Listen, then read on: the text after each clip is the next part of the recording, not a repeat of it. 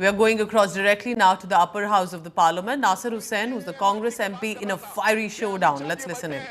जब उस हाउस में हम लोगों ने सवाल किया था तो इन्होंने बोला था क्रोनोलॉजी से समझिए, ये सिर्फ सीएए नहीं है, इसके साथ एनआरसी और एनपीआर जुड़ेगा। जब इनसे सवाल पूछा गया था तो बोले नहीं, इससे लिंक्ड है। आप कह रहे हैं कि हम धर्म के आधार पे हम किसी की सिटीजनशिप छीन नहीं रहे, लेकिन धर्म के आधार पे आप सिटीजनशिप रोक रहे हैं। ये पहली बार हिंदुस्तान की कॉन्स्टिट्यूशन में ऐसा हुआ है। मुझे नहीं लगता है कि कहीं ऐसा और हो रहा होगा। उसके बाद में 1991 का सेटल्ड क्वेश्चन है sir, 1991 places of worship act का सेटल्ड क्वेश्चन है। उसमें इनके लोग हाई कोर्ट में चले जाते हैं, सुप्रीम कोर्ट में चले जाते हैं, उसके खिलाफ इनके पार्टी के ऑफिस बेयरर्स पिटीशन फाइल करते हैं 1991 प्लेसेस ऑफ वर्शिप एक्ट के खिलाफ में, और मंदिरों के नीचे मस्जिदें ढूंढने का काम करते हैं। आज अगर हमारे देश में हम खोदना शुरू कर देंगे, इतिहास में पीछे चले जाएं, तो किसके नीचे क्या क्या मिलेगा किसको पता है। हम इतिहास को खोदना नहीं चाहिए। बाकिर के सारे देश आगे बढ़ने का काम कर रहे हैं, तो हमें इतिहास में जाके खोदने का काम शुरू किए। यहाँ पे भी उसका प्रोविजन कर दिए। आज किरण रिजिजू जी आप यहाँ कह रहे थे, भाई हम लोगों ने, सर कौन है सर? आप बीच में टिप्पणी ना करें। कौन है सर? हाँ बोले इधर प्लीज। जगेश जी सर मैं उससे आगे आऊंगा। अभी किरण रिजिजू जी ने बताया कि वक्फ का मायना क्या है। सर वक्फ का माना दान है, it as simple as that. वक्फ का माना दान है। दान कोई भी किसी को भी कर सकता है। ये बार बार कह रहे थे कि 2013 में एनीबडी कैन डोनेट करके लेके आए। इनको शायद ये पता नहीं, हुजूर मोहम्मद प्रॉफिट मोहम्मद के जमाने में गैर मुसलमानों भी दान करते थे।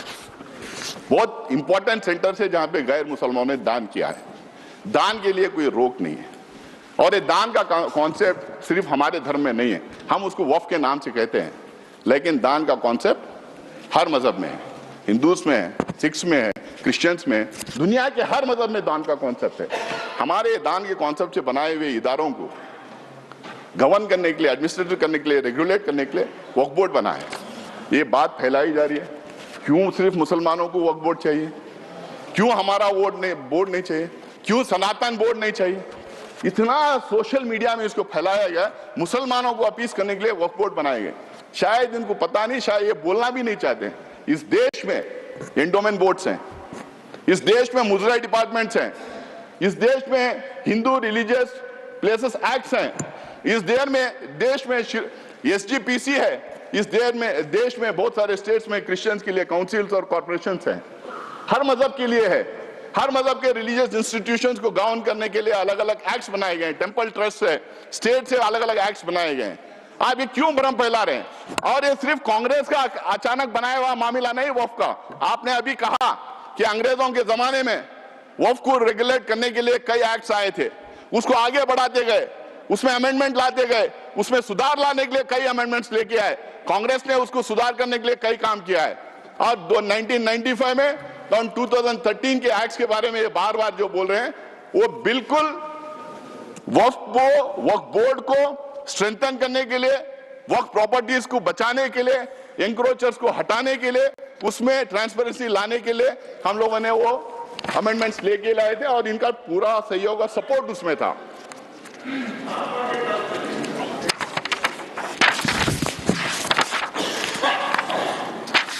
सर इसमें बार बार ये कहा जा रहा, आज भी ये कह रहे हैं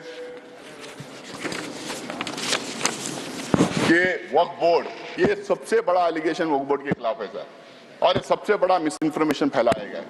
आज भी यहाँ पे बोल रहे थे कि वक्फ बोर्ड कोई भी जमीन को अपनी जमीन डिक्लेयर कर सकती है। क्या हिंदुस्तान में लॉ नहीं है? क्या रेवेन्यू रूल्स नहीं है? क्या प्रॉपर्टी रूल्स नहीं? मतलब कहीं पे भी हम टवल डाल दें और हमारी बना लें। हम ट्रेनों में चलते हैं, ट्रेनों में नमाज पढ़ते हैं, फ्लाइट्स में नमाज पढ़ते हैं, तो नमाज पढ़ ले तो क्या ट्रेन हमारी हो गई? क्या फ्लाइट हमारी हो गई?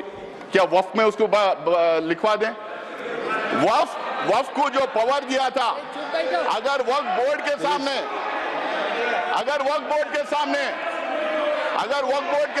कोई कंप्लेंट आता है, वक्फ बोर्ड के सामने कोई कंप्लेंट आता है तो वक्फ बोर्ड उसकी तहकीकात करती है, उसकी इंक्वायरी करती है, उसके लिए सेट रूल्स हैं। शायद किरण रिजिजू को ये बात पता नहीं कि हर स्टेट उस इंक्वायरी कैसा कराया जाए, हर स्टेट के रूल्स अलग बने हुए हैं। मैं वक्फ बोर्ड का मेंबर पिछले 6 साल से हूं सर, कर्नाटका में 6, अब 7वां साल कंप्लीट कर रहा हूं। तो वहां पे ये पूरा इंक्वायरी तो बोले प्लीज। पूरा इंक्वायरी होने के बाद में सर्वे कमिश्नर उसको सर्वे करता है, कलेक्टर उसको चेक करता है, फिर उसके बाद में स्टेट गवर्नमेंट को जाता है, स्टेट गवर्नमेंट उसको वेरीफाई करती है, उसके बाद में वक्फ गेजेट उसके बाद में सरकार उसको गेजेट करती है। उसके बावजूद भी अगर कोई संतुष्ट नहीं है तो ट्राइब्यूनल में जा सकता है। अगर वहां भी कोई अगर वहां भी उसके खिलाफ अगर डिसीजन जजमेंट आता है, अगर वहां पे वो कन्विंस नहीं है तो वो कोर्ट में जा सकता है। आज ये कह रहे हैं कि कोर्ट में रिव्यू नहीं कर सकते, कोर्ट में बिल्कुल रिव्यू कर सकते हैं। अगर कोर्ट में रिव्यू नहीं कर सकते तो हाई कोर्ट में और सुप्रीम कोर्ट में वक्फ के इतने केसेस कैसा हो रहे हैं, हाई कोर्ट में और सुप्रीम कोर्ट में। माननीय गृह मंत्री कुछ कर दे जी प्लीज। मान्यवर, मैं सदस्य को बीच में टोकना नहीं चाहता, शायद वो भोले भाव से गलत इंफॉर्मेशन सदन के सामने रख रहे हैं, तो मैं थोड़ा करेक्ट करना चाहता हूँ। मान्यवर Jairam ji please chair has given time. क्या कह रहे हैं आप रमेश जी, क्या कह रहे हैं? मैं मान्यवर प्लीज मान्यवर आप बोले जो डिस्प्यूट है वो इतना ही है कि अगर ट्रिब्यूनल के फैसले से कोई असंतुष्ट है तो ये भूमि का मामला है, इस पर सिविल सूट होना चाहिए। सिविल सूट में अधिकारों के बहुत वाइड रेंज होती है। इन्होंने इस पर अपील का प्रोविजन 2013 के कानून में रखा ही नहीं है, तो रीट के कार्य क्षेत्र में हाईकोर्ट के सामने जाता है। रीट का कार्य क्षेत्र बहुत संकरा होता है, तो जो ट्रिब्यूनल का फैसला होता है वो फाइनल होने के चांसेस 99% हो जाते हैं। जिनकी भूमि है इसका अधिकार जाता रहता है। मान्यवर, एक गलतफहमी फैला रहे हैं। प्लीज यस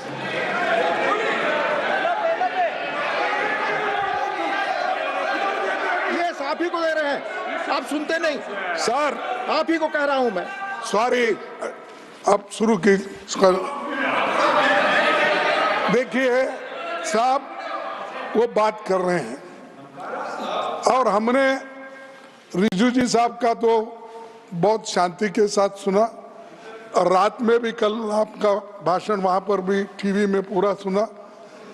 कम से कम वो जो उन्होंने तैयारी करके लाए हैं, उन्होंने भी पढ़ के आए, वो तो कोई ऐसे वैसे बात नहीं कर रहे हैं। इसके ऊपर गंभीरता से अध्ययन करके वो आए हैं, उनका फ्लो बीच में चले जाता, विचार चले जाता। तो इसलिए मैं आपसे कृपा करके विनती करता हूँ, उधर के लोगों को टोकना बंद करने के लिए कहो। जो कुछ कहना है वो अपनी बात उत्तर में कहे, मैं यही चाहता हूँ। अब उनको कंट्रोल करिए। Doctor Syed Naseer Hussain please. Sir, tribunal के बारे में इन्होंने कहा, रिजू जी ने, कि 2 थे, उन्होंने 1 बढ़ा दिया। 2013 में भी 3 ही थे, 2013 में भी 3 ही थे, 2013 में भी इस्लामिक स्कॉलर डोमेन एक्सपर्ट थे। बल्कि इन्होंने अभी कर दिया कि रिटायरिंग या सर्विंग, पहले हम लोगों ने सर्विंग जज को रखते थे। भ्रम में फैलाया जा रहा था कि वक्फ का ट्रिब्यूनल है, वक्फ कॉन्स्टिट्यूट करती है, लेकिन स्टेट गवर्नमेंट कॉन्स्टिट्यूट करता है, वक्फ बोर्ड नहीं कॉन्स्टिट्यूट करती है। ये भ्रम फैलाया जा रहा है। सर, इन्होंने एक नया प्रोविजन लाया, बोला कि सिर्फ मुसलमान दान कर सकता है, और दूसरी बात इन्होंने बोला कि 5 साल का प्रैक्टिसिंग होना, अब ये तो था पहले, जेपीसी को जाके आने के बाद अब ये कह रहे हैं कि उसको डेमोन्स्ट्रेट करना चाहिए। पहले तो प्रधानमंत्री कहते थे कि हम कपड़ों से पहचान लेते हैं, आप कैसा पहचानेंगे, हम कैसा डेमोन्स्ट्रेट करेंगे, कौन से कपड़े पहनना पड़ेगा, मैं टोपी पहन के जाऊं या दाढ़ी लगा के जाऊं, या कोई मेरे घर में सीसीटीवी कैमरा लगा के देखेगा मैं नमाज पढ़ रहा हूं या नहीं पढ़ रहा हूं, मस्जिदों में सीसीटीवी कैमरा लगाएगा, या और कोई तरीका होगा कि 5 साल प्रैक्टिसिंग मुस्लिम है या नहीं पता करने के लिए, या नहीं कोई। रिजू जी से मैं पूछना चाह रहा हूं, क्या एक दूसरा डिपार्टमेंट खोलेंगे कि ये आइडेंटिफाई करने के लिए प्रैक्टिसिंग मुस्लिम है या नहीं, और वो जो सर्टिफिकेट देंगे उस पे भी मोदी जी का ठप्पा रहेगा कि ये मुसलमान है या नहीं करके बोल के, हाँ मोदी जी की फोटो भी लगा देंगे उस सर्टिफिकेट पे। सर वक्फ बाय यूजर की बात, तो सबसे बड़ा मार जो इस बिल में ला रहे हैं वक्फ बाय यूजर, क्यों ये ला रहे हैं सबको पता है। इनकी सारी की सारी जो है निगाह संपत्ति पे है, जमीन पे है, लैंड पे है, धारावी पे में किसको दिया है उन्होंने, करोड़ों के भाव पे किसको दिया। कल मैं टीवी डिबेट पे था, एक जेपीसी की मेंबर थी इनकी मेरे साथ में, वो कह रही थी कि हम लैंड मोनेटाइज करेंगे, तो समझ में आ गया मोनेटाइज करके किसको देंगे। तो वक्फ बाय यूजर का मतलब क्या है सर, इस देश में, हमारा देश प्राचीन देश है, इस देश में अलग अलग टाइम अलग अलग धर्म के स्थल बने हुए, हमारे देश में इतने किंगडम्स थे, राष्ट्रकूटा से लेके मौर्य से लेके चेरास, कदम्बास, विजयनगर एम्पायर, अशोका साम्राट का पता नहीं क्या कितने थे, बादशाहें थे, ब्रिटिश गवर्नमेंट थी। यहाँ पे सिर्फ मस्जिद की बात नहीं सर, इस देश में बहुत खूबसूरत मंदिरें बने, जबरदस्त मॉन्यूमेंट्स हैं देखने के लायक, गुरुद्वारास हैं, चर्चेस हैं, मस्जिद हैं। अगर आप 400, 500, 600 साल पुराने इमारतों के कागज पूछेंगे, तांबे में, पीतल में जहां लिखा था, कहां से ढूंढ के लाएंगे। उसका प्रूफ सिर्फ ये है, ये हर समुदाय के लिए सही है कि those properties, those institutions exist even today and they are in long usage. That is the proof of that being in waqf. There is waqf by user, there is temple by user, there is gurudwara by user, there is church by user, there is mata by user, there are so many religious institutions by user. किसका proof मांगेंगे। जब हमने बोला तो ये बोले कि हम प्रोस्पेक्टिवली अब ये करेंगे, रेट्रोस्पेक्टिवली नहीं देखेंगे।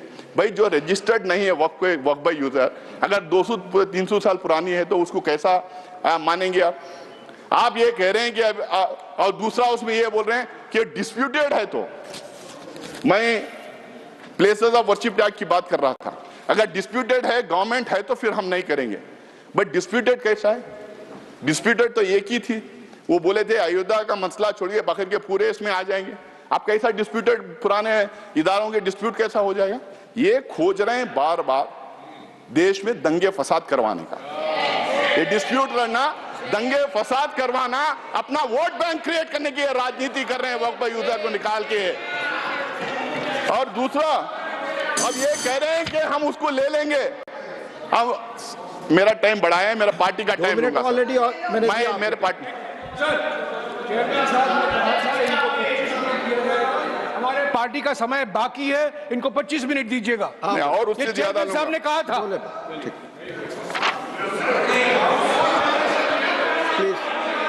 प्लीज तो सर अब एक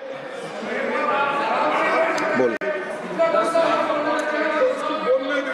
25 मिनट क्या 30 मिनट समय यहाँ 20 मिनट लिखा हुआ है। देखो साहब, मैं 20 मिनट रात के 2:30 कृपया समय देखिए। मैं ऑलरेडी माननीय एलओपी ऑलरेडी बोलने से अतिरिक्त समय दिया मैंने। प्लीज आप बोले। मैं ले रहा हूं सर। आप बोल सर दूसरा सर, आप ये कह रहे हैं कि वक्फ बाय यूजर ऐसा ही रहेगा जो रजिस्टर्ड है, आज दूसरी तरफ कह रहे हैं कि पोर्टल हम नया ला रहे हैं और उस पोर्टल में हर एक वक्फ को फिर दोबारा रजिस्टर करना पड़ेगा।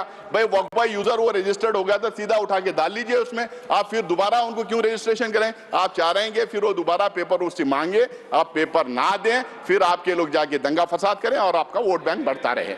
ये आपका वो है। सर तीसरा ढांचे की बात कर रहा हूं मैं, ये बहुत जोर जोर से रिजू जी बोल रहे थे कि ये सेक्युलर कैरेक्टर है वक्फ बोर्ड का सेक्युलर कैरेक्टर है। वक्फ बोर्ड सिर्फ एडमिनिस्ट्रेशन और गवर्नेंस नहीं देखती है, वक्फ बोर्ड रिलीजियस अफेयर्स में भी दखलंदाज करती है, रिलीजियस अफेयर्स भी देखती है। अगर अगर आपको इतना ही है, अगर आप कह रहे हैं, अगर मैं आपकी बात भी मान लूं, तो मैं आपसे पूछना चाहता हूं, क्या हिंदू रिलीजियस एक्ट के तहत जो इंस्टीट्यूशंस बने, एंडोमेंट एक्ट, मुद्रा department, places of Hindu religious places act, SGPC और अलग अलग समुदाय के जो इदारे जो बने हैं, क्या उसमें एक मुसलमान, एक सिख, एक बुद्धिस्ट, एक जैन को आप रखेंगे? क्या मुझे रखेंगे आप उसमें? आप मुझे रखेंगे आप उसमें? ये बिल्कुल मेरे राइट के खिलाफ है, जो कॉन्स्टिट्यूशन मुझे जो राइट देता है उसके खिलाफ है, और इसको लेके काफी जजमेंट भी है। दूसरा सर, मैं उसके सारे को, और ये जो कह रहे हैं, और ये जितने यहाँ पे हैं, यहाँ पे Bihar Hindu religious trust act, Madras Hindu religious and endowment act, Orissa का, तमिलनाडु का, उत्तर प्रदेश का, आंध्र प्रदेश का, सब में साफ लिखा जाता है कि सिर्फ और सिर्फ हिंदू वहां रहेंगे और कोई और दूसरे मजहब का आदमी नहीं रहेगा। जब वहां पे वो एक्ट में ही है, तो यहाँ कैसे आप दूसरे लोगों को देंगे? आप एक्चुअली क्या प्रूव करना चाह रहे हैं? आप लाके क्या हमारे ऊपर भरोसा नहीं? क्या हम काबिल नहीं अब हमारे इंस्टीट्यूशंस को चलाने के लिए? आप हम लोग को सेकेंड ग्रेड सिटीजन बनाना चाह रहे हैं, हमारे ऊपर स्पाइंग करना चाह रहे हैं आप।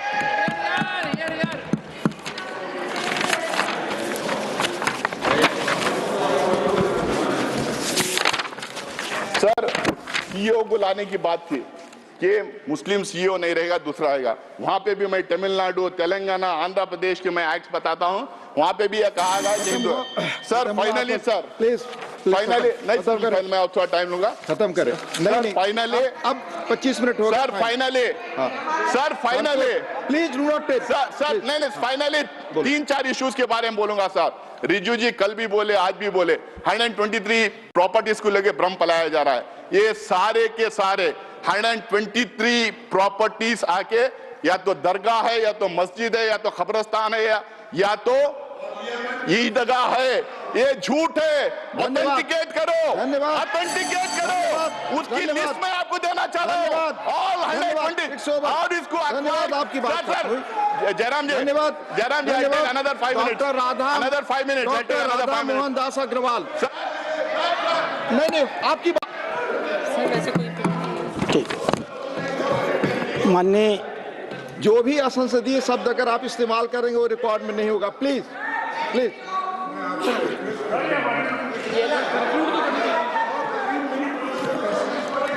यहाँ जो लिखा हुआ 20 मिनट 20 से 25 हुआ, आपकी पार्टी का समय जाएगा, आपकी पार्टी का समय जाएगा। बोले आप मेरे पार्टी के समय में दे दो, 2 मिनट में और खत्म करें प्लीज। मैं बोल रहा हूँ 2 मिनट में और पार्टी के समय में 3 मिनट, 2 मिनट में और खत्म करें सर।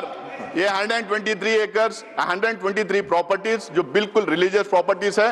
ये लुटियंस दिल्ली जब बना रहे थे, न्यू दिल्ली जब बना रहे थे 1910 में, अंग्रेज गवर्नमेंट ने पूरा का पूरा ये एरिया अक्वायर किया था। जब मुसलमान जाके उनके मिले, वो बोले कि ये 123 प्रॉपर्टीज वक्फ के पास ही रहेंगे, पोजीशन उनके पास ही रहेगा, बट गवर्नमेंट का नाम रहेगा जब तक ये सिटी नहीं बन जाती। बनने के बाद उन्होंने दोबारा वापस उसको वक्फ को दिया था। आज भी, जब से लेके आज भी 123 प्रॉपर्टीज ये पोजीशन वक्फ में ही है, बिल्कुल वक्फ में ही है।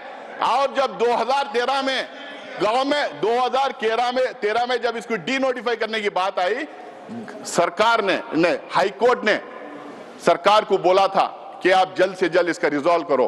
तो जल्द से जल्द रिजॉल्व करने के चक्कर में उस टाइम पे डी नोटिफाई किए। आज इन्होंने 1 मैन कमीशन बनाया था, उसका रिपोर्ट सबके सामने क्यों ना रख देते? उसको पारी कर दिया। 2 मैन कमीशन बनाया था, उसका रिपोर्ट रख दीजिए लोगों के सामने, आपको पता चल जाएगा वो प्रॉपर्टीज हैं या ना है। ये झूठ बोलना, लोगों को गुमराह करना, मिसलाइड करना बंद करें। दूसरा सर, ओके सर, ओके खत्म हुआ, ओके सर। दूसरा सर, नहीं खत्म हुआ, मेरे हमारे पार्टी का टाइम ले रहे हैं सर। जितना उन्होंने बोल दिया, एलओपी ने बोल दिया, I cannot go on LOP ने बोल दिया सर, एलओपी ने बोला। दूसरा केरला की बात ये करते हैं, केरला की बात ये करते हैं, केरला की बात ये करते हैं। मैं इनको ऑथेंटिकेट करने के लिए कहता हूं, वक्फ बोर्ड कभी ये नहीं क्लेम किया उनकी प्रॉपर्टी है। कोर्ट ने 2 टाइम ये डिक्लेयर किया वक्फ प्रॉपर्टी है। तीसरी बार जुडिशियल कमीशन ने कहा वक्फ प्रॉपर्टी है। लेकिन मैं आज भी यहां पे कहता हूं, कांग्रेस पार्टी की तरफ से मैं यह कहना चाहता हूं, जितने गरीब लोग वहां रह रहे हैं, जो फिशरमैन है, पूरे एनडीए की तरफ से मैं कहना चाहता हूं, जो फिशरमैन है, जो गरीब है, जिन्होंने जमीन खरीदी थी, कुछ लोग ऐसे ही रह रहे हैं, उनका इंटरेस्ट प्रोटेक्ट किया जाएगा, उनको वो जमीन दिलाई जाएगी, लेकिन वक्फ बोर्ड को बंद करें।